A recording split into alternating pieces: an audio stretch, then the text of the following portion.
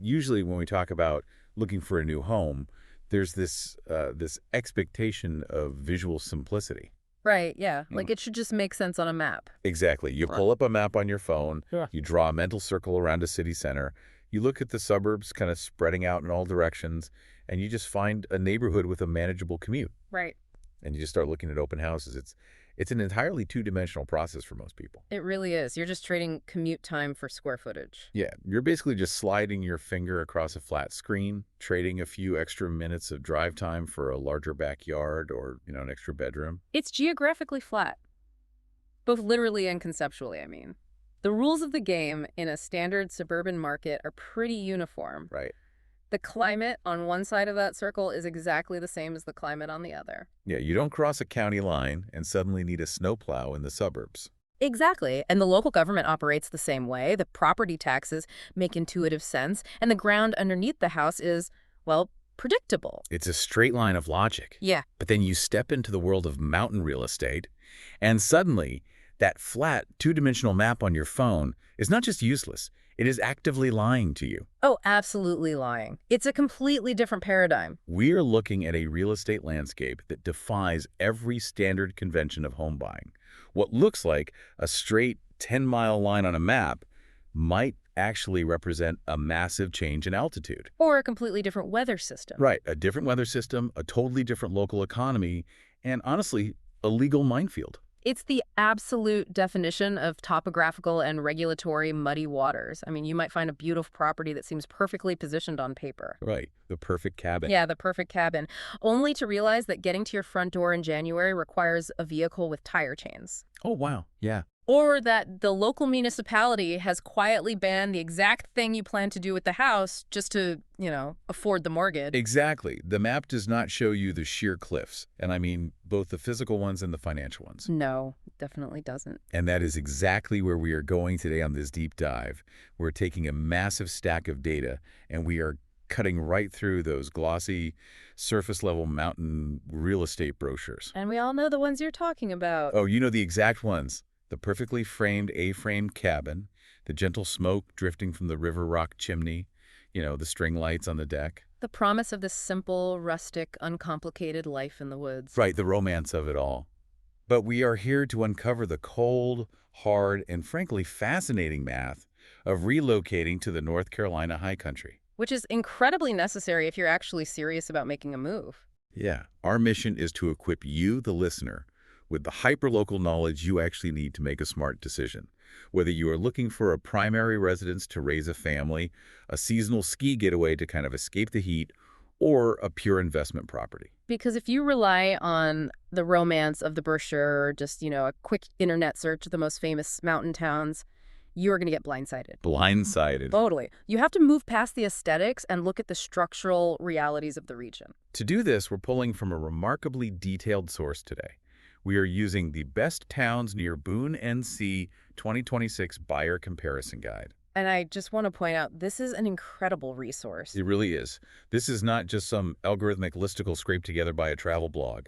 This is grounded in 30 years of hyperlocal market data. 30 years is a long time in that market. Yeah, and it's on-the-ground analysis by Teresa Overcash, who is the broker and owner of Realty ONE Group Results. Right. She's seen every cycle of this market. Exactly. She has overseen an incredible volume of closings in this specific region. So we are dealing with serious, lived expertise here.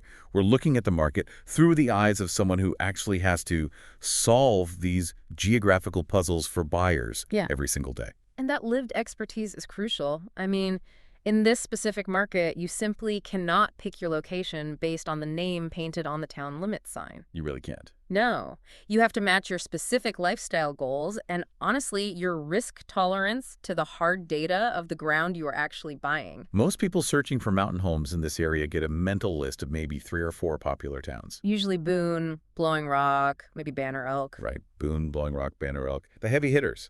But the data shows why you actually need to widen the lens and look at 6 distinct markets. Which completely changes the game for buyers when they realize what's out there. It really does. As we unpack this today, we're going to dive deep into 4 incredibly counterintuitive realities about pricing, taxes, zoning, and weather. And these realities completely flip standard home buying logic entirely on its head. They really do. The level of illusion in this market is what makes it so fascinating to analyze. Right, because when you are buying in a standard market, say the suburbs of Charlotte or Raleigh, a 30-minute drive doesn't change your fundamental reality. No, you just have a slightly longer podcast to listen to on the way to work. Exactly. But in the high country, a 30-minute drive can mean a completely different microclimate, a totally different economic engine, and, well, a completely different legal framework for property rights. So let's just jump right into the deepest end of the pool here, the sticker price. Let's do it. That's where everyone starts anyway. Because let's be honest, whether we admit it or not, that is where every single buyer starts their search. You pull up a real estate app and you type in your maximum budget. Right, and you just see what pops up. But Teresa's data reveals this massive illusion regarding what your money actually buys depending on how far you're willing to drive from the region's center of gravity. And in this region, the absolute undeniable center of gravity is Boone. Boone is it? Yeah, Boone is the economic and cultural anchor of the high country. Everything else orbits it to some degree. Right. So let's look at Boone just to establish our baseline for this conversation. The median home price in Boone right now is sitting at $525,000. That's a significant entry point. It is. It's the big player. Yeah. And what is fascinating about Boone, and I guess what justifies that price tag for a lot of people, is that it has a real four-season, year-round economy. Yes. This is not a ghost town that boards up its windows in January when the tourists leave. Exactly. And that economic baseline is almost entirely driven by Appalachian State University. I mean, you're looking at roughly 21,000 jobs and student enrollment combined. 21,000. That's a huge footprint for a mountain town. It's massive. That creates a massive, stable floor of economic activity that simply does not exist in the smaller, purely tourism-driven towns nearby. Right, because students need housing, professors need housing. Exactly. Because of the university, you have grocery stores that stay open year-round, a downtown retail sector that actually survives the seasonal dips, and just a constant, unyielding demand for housing. And if you live inside the Boone town limits, your life logistically looks pretty similar to living in any other well-equipped American town. Yeah, it's very normal. Your commutes are incredibly normal. 5 to 15 minutes to get to the grocery store, to the hospital, to work. You have reliable utilities. It feels like a standard, highly functional town that just happens to be nestled in this beautiful mountain valley. It's the premium product. Exactly. You are paying a premium for the convenience of suburban infrastructure wrapped in mountain aesthetics. But this brings us to the first major distortion in our map. And this is where my brain started to struggle a bit with the math when I was looking at the source material. Yeah, it's a bit of a shock the first time you see it. Wilkes County, which is just down the mountain, has a median home price of $265,000. $265,000. That means Wilkes County buys exactly what $525,000 buys you in Boone. It is half the price. Literally half. It's the absolute value anchor of this entire market. Half the price. I want to let that sink in for a moment for anyone listening.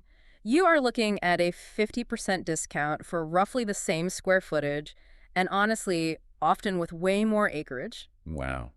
More land for half the price. Yeah. Wilkes County is what we call the Piedmont to Mountain Transition Zone. You are getting the foothills, you're getting the immediate proximity to the Blue Ridge Mountains, but you are completely detached from the premium pricing of the college and tourism engine up in Watauga County. Okay, I have to push back on this a little bit because if I'm a buyer with a $500,000 budget and I want a mountain house, my brain naturally defaults to a cabin in Boone or Blowing Rock. Sure, because it's the brand you know. Right. It's the name brand. Mm. If you're telling me I can cut my mortgage in half by driving 45 minutes down the road to Wilkes County, my immediate skeptical thought is, what is wrong with Wilkes County? That's the most common question. Right. Like, am I trading authentic mountain charm for a depressed local economy? It's like a Rust Belt situation. There has to be a massive catch if the market is discounting it by 50%. That is the most natural assumption a buyer can make, but it is fundamentally incorrect in this specific instance. Okay, why? The catch isn't a loss of charm or economic depression. It's a shift in the type of economy you are anchoring yourself to. Interesting. Yeah, Wilkes County is not a struggling rural outpost hanging on by a thread.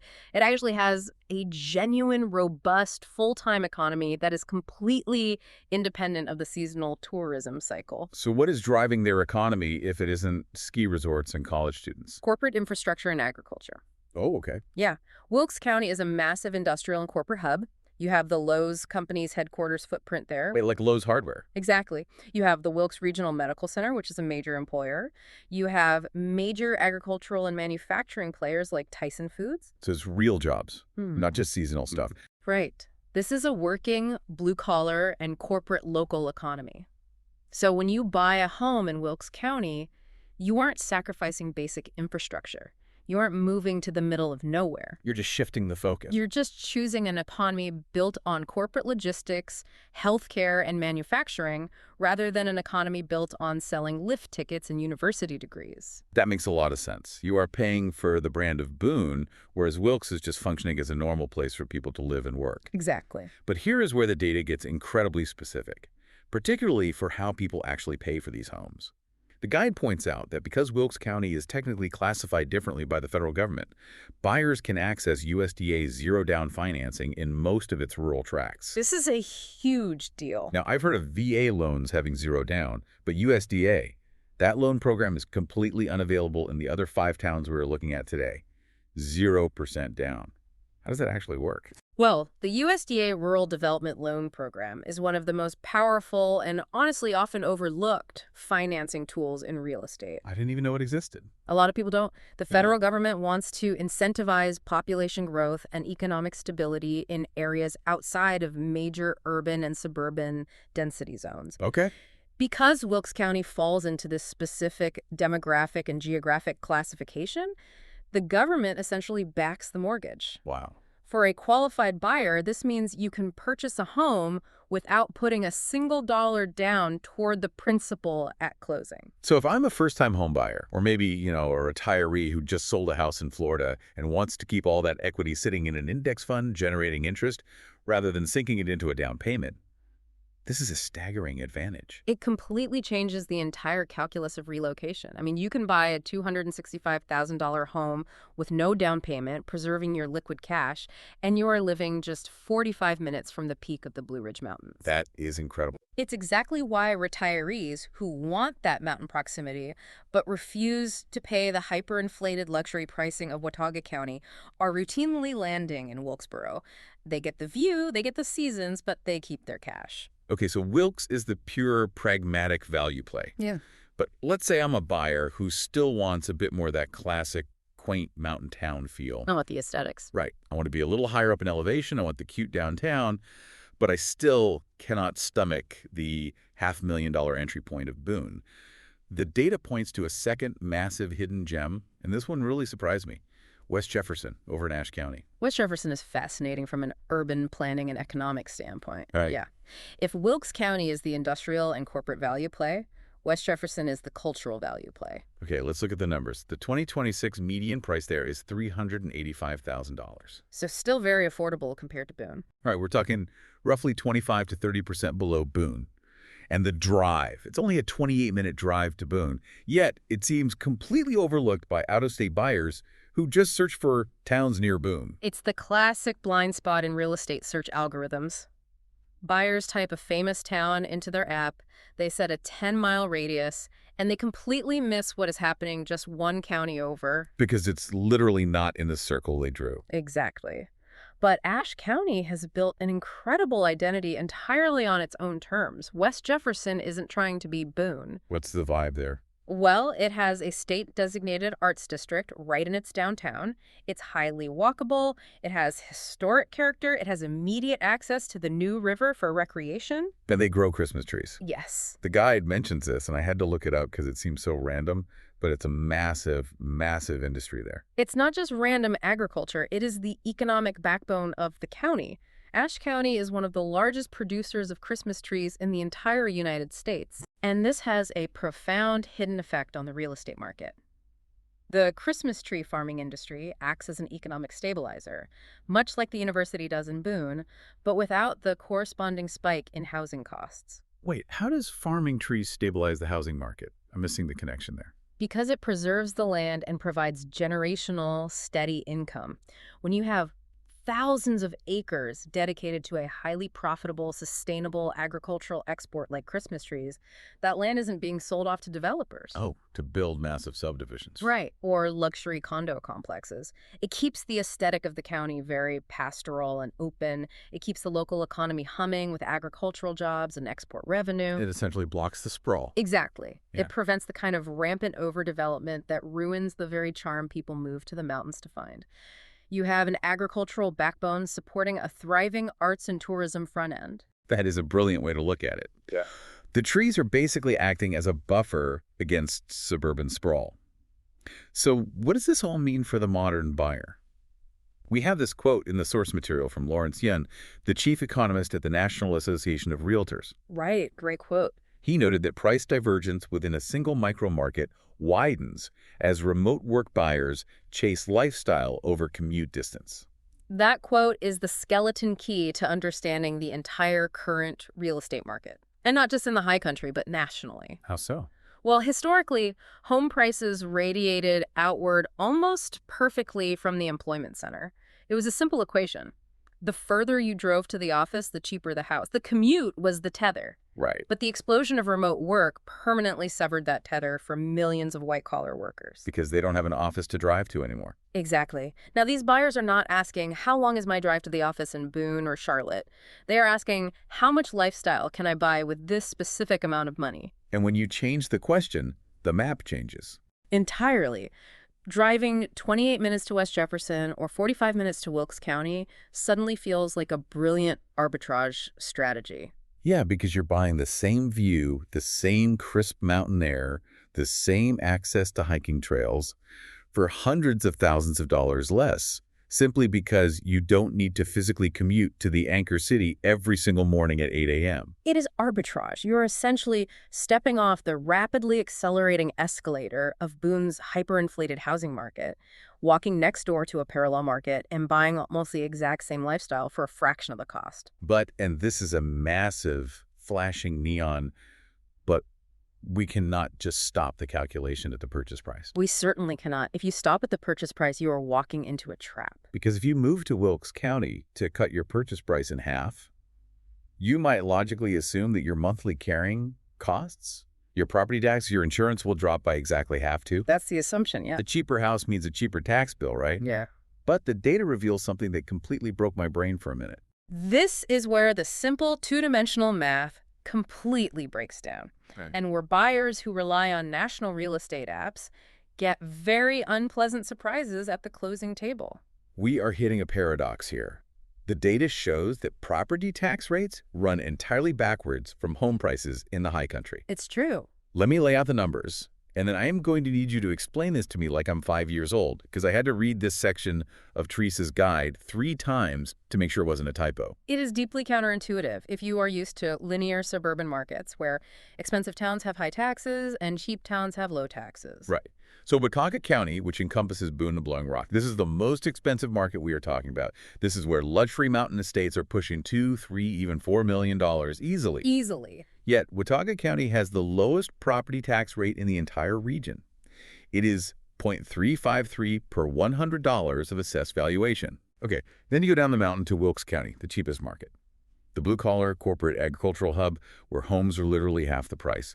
And Wilkes County has the highest tax rate. Yes. It is 0.630 per $100 of valuation. It is nearly double the rate of Watauga. For context, Avery County, which has Banner Elk and Beech Mountain, sits in the middle at 0.520. Ashe County, with West Jefferson, is at 0.575. So what is going on here? I know, it sounds crazy. Why does the math reverse like this? It feels like the local governments in the cheaper counties are punishing their residents. It feels punitive, sure, but if we connect this to the broader mechanics of municipal finance, it actually makes perfect, albeit frustrating, economic sense. Okay, walk me through it. You have to look at how a county funds its existence. A county has a mandatory baseline cost to operate. They have to pave the roads, run the public school system, pay the sheriff's deputies, maintain the water infrastructure, run the courts. Right, the basics. That baseline cost of civilization doesn't change drastically between these adjacent counties. A mile of asphalt costs roughly the same in Watauga as it does in Wilkes, but how they fund that baseline cost changes entirely based on the total value of all the real estate inside their borders. Okay, so it is about the total pool of money they can draw from, the tax base. Exactly. Think of the county's total property value as a pie. Watauga County is packed with multi-million-dollar luxury second homes, expansive commercial real estate catering to tourists, and highly assessed university-adjacent properties. Their pie is huge. Their pie of property value is massive. Because the pie is so overwhelmingly large, the county government only needs to take a very tiny sliver from each property owner, that a .353 rate, to generate enough millions of dollars to run the county for the year. So because the houses are so hyper expensive, the county can afford to keep the actual percentage rate incredibly low and still make their budget. Yes. Now look at Wilkes County. The homes are much cheaper. There are far fewer ultra-luxury $5 million estates. The total pie of property value is much, much smaller. Oh, I see where this is going. So to generate the exact same absolute dollar amount needed to run their schools and pave their roads, Wilkes County has to take a much larger slice of the pie from everyone. They have to charge a higher rate, .630, just to meet their basic operating budget. Okay, let me grab a pen and run a real-world scenario here so people can hear how this actually hits their wallet on a monthly basis. Go for it. Let's say I have a flat $500,000 budget. If I buy a $500,000 home in Watauga County with their low rate, my annual tax bill is roughly $1,765. Right. But if I take that exact same $500,000 and buy a massive, gorgeous, sprawling estate down in Wilkes County, my tax bill jumps to $3,150. Oh. Wait, I'm paying nearly $1,400 more a year in taxes for a house of the exact same price. That is the exact mathematical reality, which is why buyers absolutely must run both numbers purchase price and local tax rate together to get an accurate monthly payment. That is wild. You cannot just look at the Zillow or Redfin estimate, which often uses a statewide or national average for taxes, and assume carrying costs are uniform across the region. It's a trap for the unwary. You think you are being financially savvy by moving to the cheaper county, but if you buy at the top of that cheaper market, you're getting hit with a stealth premium on your monthly carrying costs. Now, to be fair to Wilkes County, because a typical buyer might only spend $265,000 there, which is the median. Their total absolute tax bill might still end up lower than if they bought a $500,000 house in Boone. Right, because the house is cheaper overall. Right, but the rate itself acts as a hidden penalty if you are trying to buy a luxury property in a value zone. And this level of granular, hyper-local complexity is exactly why we need to issue a massive practical warning here. If you're listening to this and running numbers in your head right now, stop. Yes, please stop. This is a necessary reality check for anyone attempting to navigate this market from a distance. The reality is that zoning, taxes, and lending rules in the high country are entirely parcel-specific, and they change constantly. You cannot, under any circumstances, rely on generic online mortgage calculators or national real estate portals to give you the real math on a specific house. They will steer you wrong every time in this region. Because this complexity is so highly localized, buyers absolutely must verify current details with a local expert. The source material is explicitly clear on this. You have to work with someone like Teresa Overcash's team at Realty ONE Group Results. You have to have them pull the specific parcel data for the exact house you are looking at. It's a non-negotiable. Do not guess on this stuff, because guessing will cost you thousands of dollars a year. In fact, if you want to write this down, you can call or text her team at 336-262-311. Or just email them. Yeah, email is teresader@gmail.com. That's teresaddder@gmail.com. That warning is vital because the property lines in these mountains dictate your entire financial reality. It is not uncommon to find a house that sits directly on the county line. Really? Just straddling the line? Literally. Half your driveway might be in Watauga County, and your kitchen and living room are in Avery County. Oh my gosh. That sounds like a logistical nightmare. It is. The tax implications, the school district zoning, the emergency services routing, it all hinges on exactly where that specific parcel is registered with the state. Which perfectly transitions us into the next massive trapdoor in this market. Because if there is one area where parcel-specific rules will absolutely destroy an uninformed buyer, it's the world of short-term rentals. Oh boy.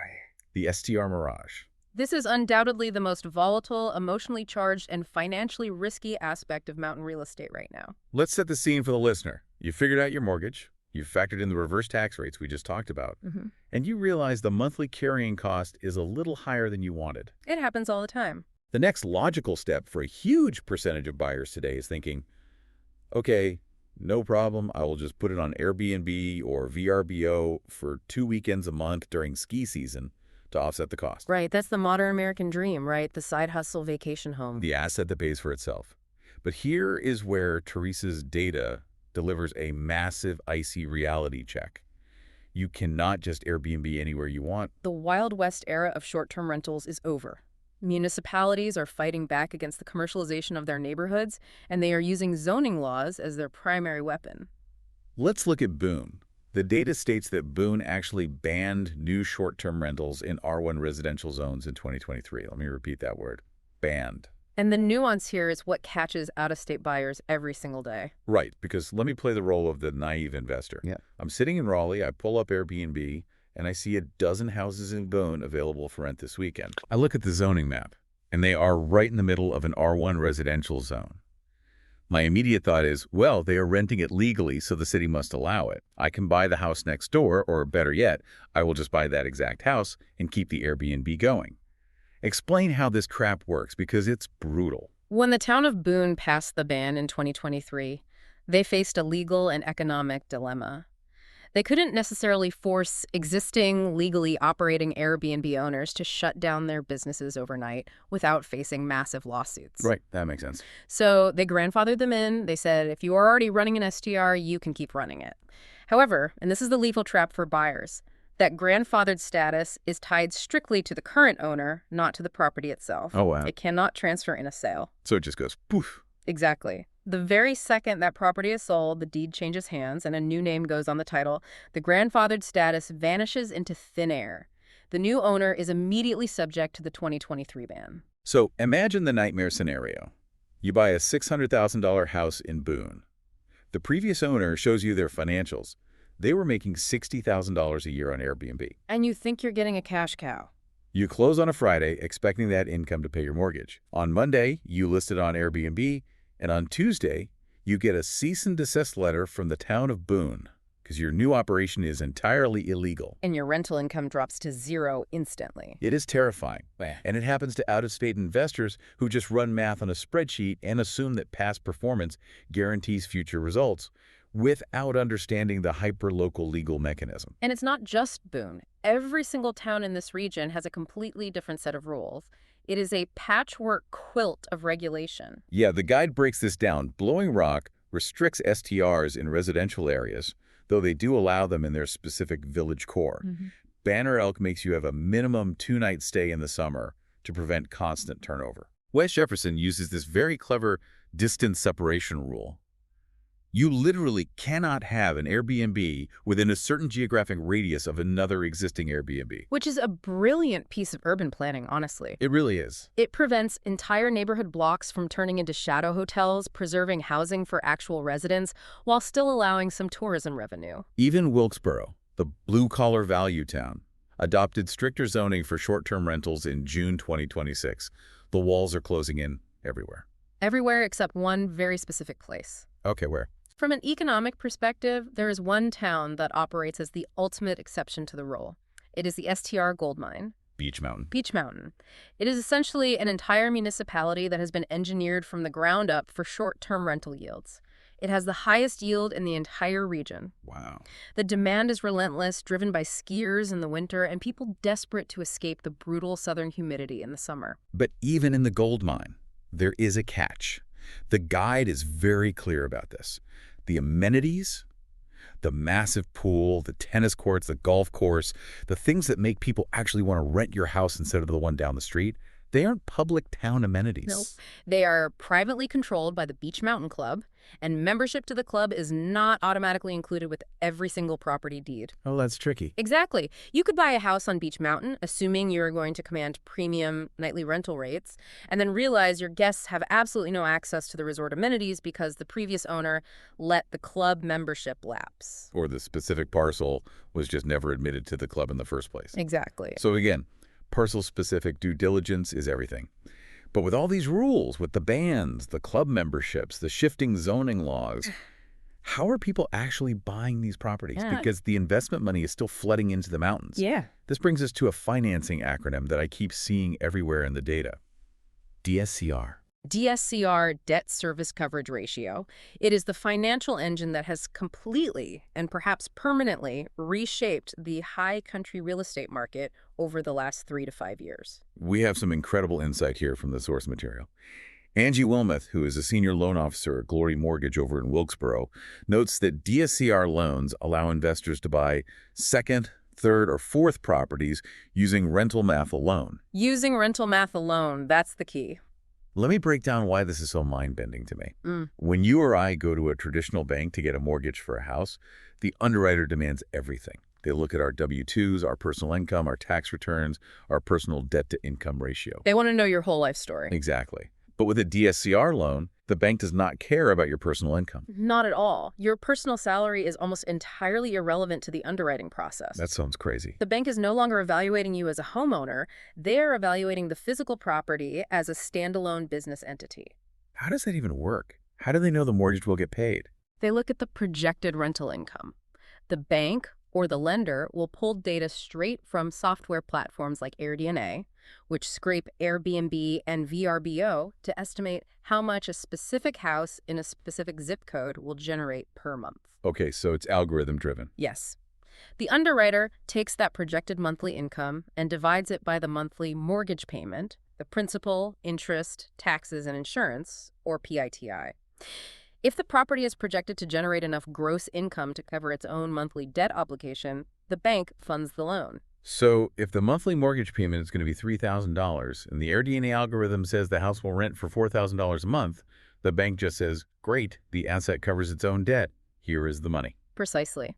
And as Freddie Mac's chief economist Sam Cater points out in the guide, when standard interest rates get volatile or when traditional lending standards tighten up, buyers naturally flock toward these flexible, asset-based lending products. It allows people to scale a real estate portfolio incredibly fast. It does. But this completely changes the psychology of the market.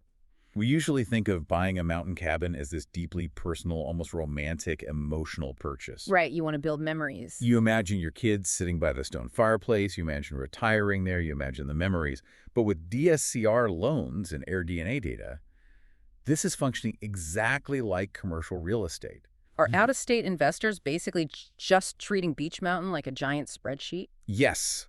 They are entirely detached from the romanticism of the mountains. They are buying yield. They are buying a capitalization rate. Wow. And this financial mechanism creates a very stark division in the high country. You now have two distinct zones existing side by side. What are the zones? You have towns for living like Boone and West Jefferson, where the zoning laws actively protect full-time residents and foster community. And then you have towns for yielding, like Beech Mountain and parts of Banner Elk, where the entire ecosystem is optimized for high turnover tourism, DSCR loans, and maximum investor returns. It is literally two completely different worlds existing within 30 minutes of each other. Exactly. But if you decide you want to play the investor game, and you target a place like Beech Mountain for those massive rental yields, you suddenly collide head-on with the physical reality of the mountains. And that brings us to the elevation equation: microclimates and insurance. Because yield on a spreadsheet looks fantastic until the pipes freeze solid in January and the driveway washes out in a spring thaw. Right, because you aren't just buying a floor plan with some nice countertops, you are buying a microclimate. A very aggressive microclimate. We just identified Beech Mountain as the ultimate STR investment zone. But what does it actually take to maintain a physical structure there? Here's a fact that stopped me in my tracks when I read the guide. Beech Mountain gets 40 to 90 inches of snow per year. Boone gets only 4 to 8 inches. It is a staggering meteorological difference. We are talking about two locations that are only 32 minutes apart by car. 32 minutes. I drive 32 minutes just to get across town in traffic sometimes.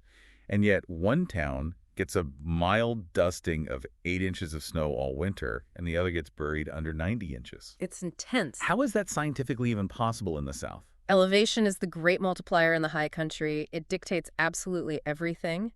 Boone sits in a valley at roughly 3,333 feet above sea level. Beech Mountain sits at 5,506 feet. Oh, wow. It's actually the highest incorporated town east of the Mississippi River. When weather systems roll in from the west and hit that sudden, dramatic change in elevation, you get a phenomenon called orographic lift. Orographic lift. Yeah, the air is forced up the mountain, it cools rapidly, and it wrings out all its moisture like a sponge. What falls as a cold, heavy rain in Boone is a blinding blizzard on Beech Mountain. That is incredible. It sounds like driving 30 minutes up the mountain road is the equivalent of moving from Atlanta to Anchorage. That is a very apt metaphor. You are moving into a subalpine environment, and the environment is actively trying to dismantle your house at 5,000 feet. Dismantle it. Literally. The freeze-thaw cycles, where it drops below freezing at night, thaws during the day, and freezes again, are absolutely brutal on concrete foundations, on gravel driveways, and on roofing material. And this physical reality directly hits your wallet through insurance. Oh, yes, it does. Let's look at the estimated annual insurance costs from Teresa's guide, because this is where the spreadsheet logic of DSCR loans gets complicated. Down in Wilkes County, at 1,000 feet of elevation where they only see 2 to 5 inches of snow a year, your annual homeowner's insurance is roughly $1,200 to $1,700. Very standard. But up on Beech Mountain, you're looking at $2,100 to $2,800 a year, and that is if you can even get a standard policy. The guide explicitly mentions that wildfire-adjacent underwriting is now standard for most North Carolina carriers up there. What does that mean? Well, the insurance industry nationally has become hyper-aware of environmental risks, particularly after the wildfires out west. Hey. When you build a house perched on a heavily forested ridgeline, accessed only by winding, steep, narrow roads, the risk profile skyrockets. If a fire breaks out, standard municipal fire trucks cannot reach you easily. There are no fire hydrants every 100 feet, like in the suburbs. So the carriers charge a massive premium for that risk. Exactly. Furthermore, because of those brutal subalpine winters, you cannot just buy a standard homeowner's policy. You have to add very specific riders to your policy to be protected. What kind of riders? Ice dam riders and freeze-thaw water riders. Ice dam? Yeah. Imagine you are renting your Beech Mountain house out on Airbnb. The guests check out on a Sunday in January, and they turn the heat all the way down to save you money, not realizing what they are doing. Oh, no. A pipe in the exterior wall freezes and bursts. Because it is a short-term rental, the house sits empty until the cleaning crew arrives on Thursday. Water flows unabated for 3 days. That's a disaster. The damage is catastrophic. It can run into the tens of thousands of dollars.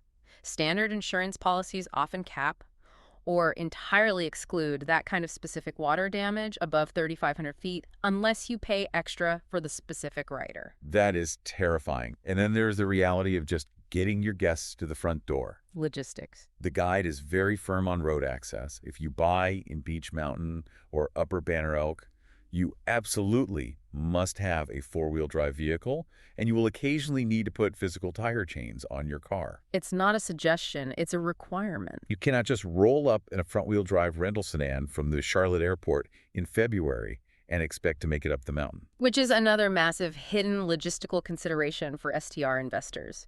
If your guests get stuck at the bottom of the mountain because they rented a standard sedan, they are not going to blame the weather. They are going to blame you. Of course they will. They are going to demand a refund, and they are going to leave a terrible review that tanks your AirDNA rating.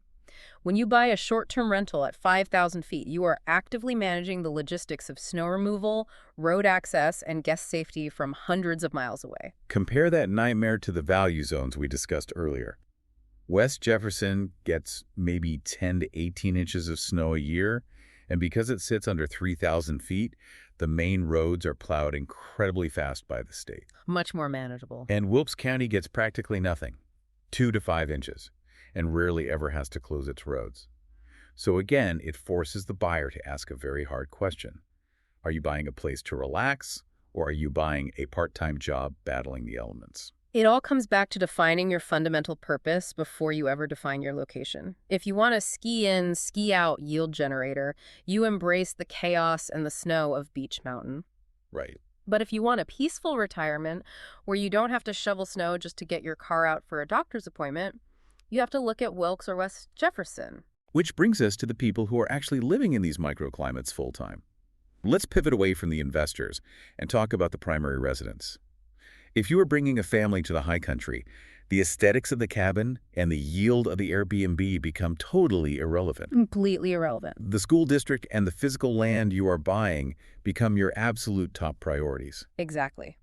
When you shift from an investor mindset to a primary resident mindset, the entire calculus of the region changes.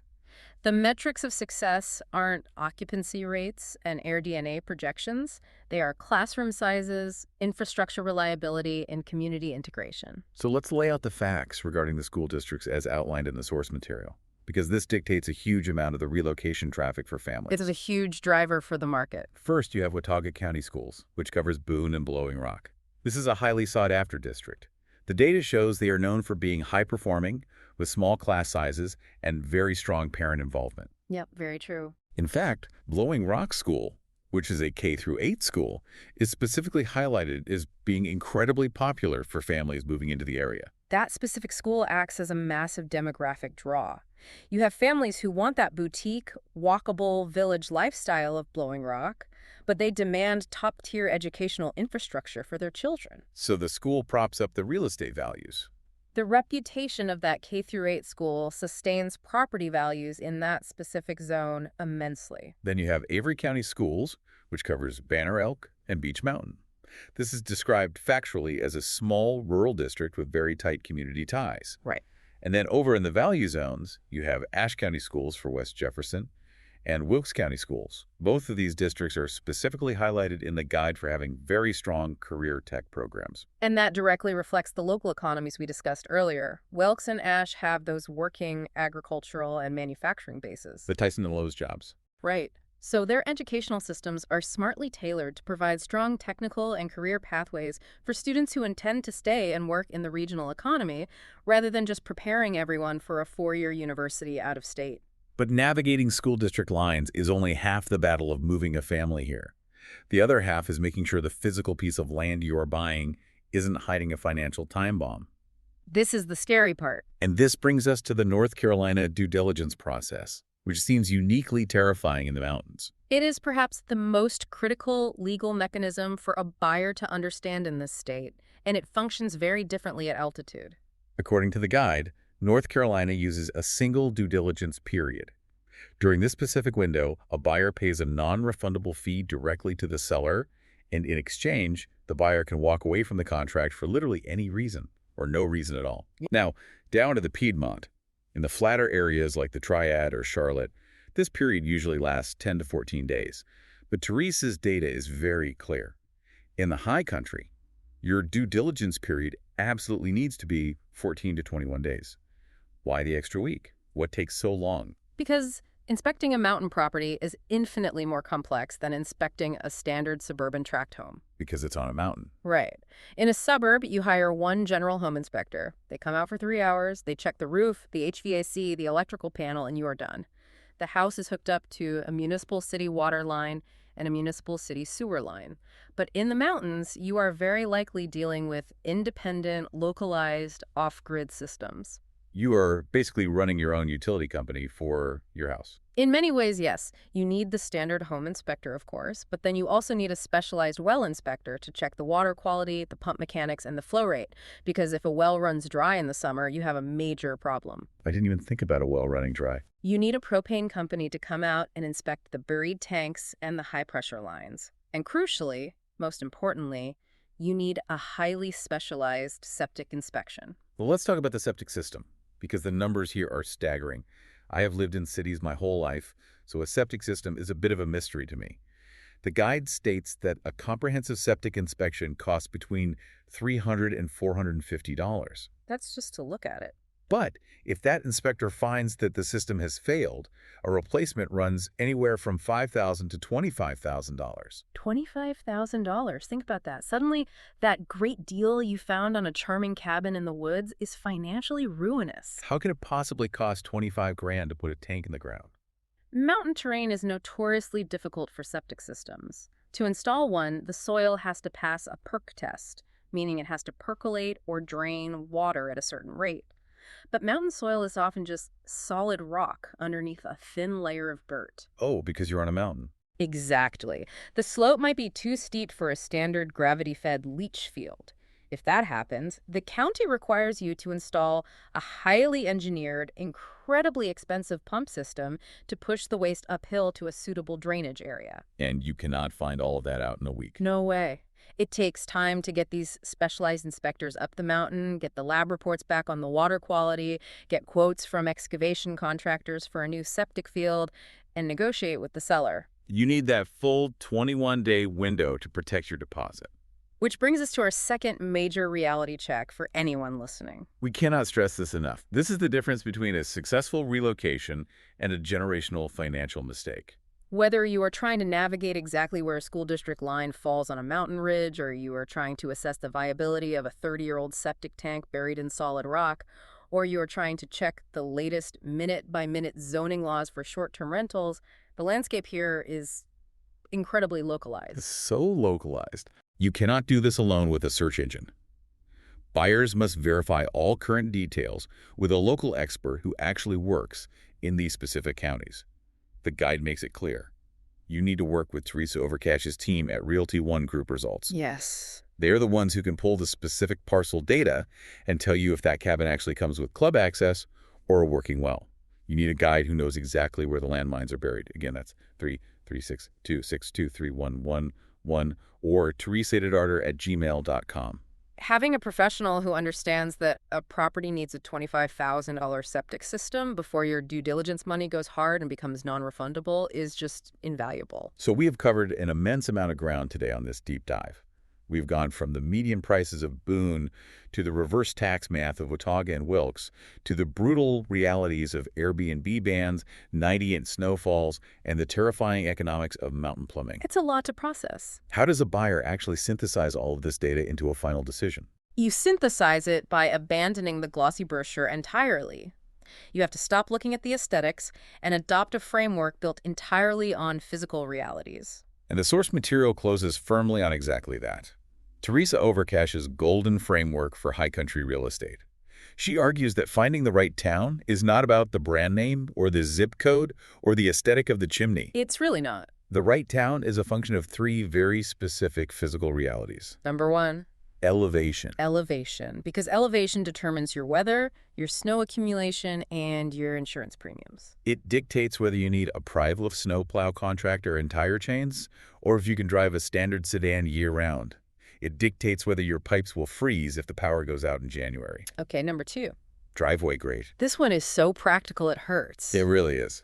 You can have the most beautiful $1 million architectural masterpiece of a house, but if the driveway is a 30-degree incline made of loose gravel, can you actually get to your front door in January when it is covered in a sheet of ice? The view from the deck does not matter if the house is physically inaccessible for 3 months of the year. And number three, minutes to a hospital. This is the ultimate reality check, especially for the retirees who are looking at the value zones like Wilkes or West Jefferson. Right, because you might crave deep seclusion. You might want to be at the end of a dirt road with no neighbors. But if you have a medical emergency, you need to know exactly how long it takes an ambulance to navigate those winding, steep, unlit mountain roads. That metric alone dictates the long-term viability of a property for a huge percentage of buyers. It strips away all the romance and replaces it with pure logistics. And logistics, at the end of the day, are what actually make a house livable. They absolutely are. This deep dive has completely changed how I look at mountain real estate. We moved past the fantasy of just pointing at a cabin on a 2D map. We looked at the cold, hard, and frankly fascinating data that governs this entire region. We learned that buying the right property requires understanding the macroeconomics of remote work, the microclimates of elevation, and the hyperlocal politics of zoning laws. It is a brilliant, highly complex puzzle. It really is. But I want to leave you, the listener, with a final provocative thought to ponder. We talked extensively today about how remote work and high prices are pushing buyers away from Boone and toward the value zones like West Jefferson and Wilkes County. Right, the arbitrage we discussed. But if that migration continues unabated and investors keep hunting for DSCR yield and remote workers keep hunting for affordable lifestyle, Will those hidden gems eventually face the exact same problems? That's the million-dollar question. Will West Jefferson and Wilkesboro eventually see the exact same short-term rental bans, the exact same luxury markups, and the exact same housing crunches that Boone is experiencing right now? Are buyers in Wilkes County today essentially just buying into Boone's market on a 10-year time delay? That is the defining question for the next decade of mountain real estate. The map is always changing. So the next time you see one of those glossy brochures with the perfectly framed A-frame cabin and the gentle smoke drifting from the chimney, remember, you weren't just buying a picture. You were buying a microclimate, a tax base, and a localized zoning ordinance. Choose wisely.